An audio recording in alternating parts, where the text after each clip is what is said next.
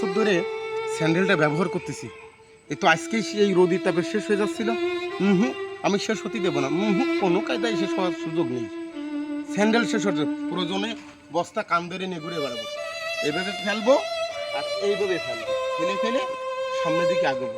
কিন্তু মাগার স্যান্ডেল নষ্ট হতে কোনো কায়দার সুযোগ দেবো না। 15 বছর ব্যবহার করতেছি পঞ্চ, আরও 15 বছর ব্যবহার করবো। আমার পোতা পত্নীও যাতে ব্যবহার করে সেই ব্যবস্থা করে ফেল। ওরে বাবা, এ কি কৃপণ! আমার স্যান্ডেলটা তো উনি রয়েছে। আমার স্যান্ডেল আমার স্যান্ডেল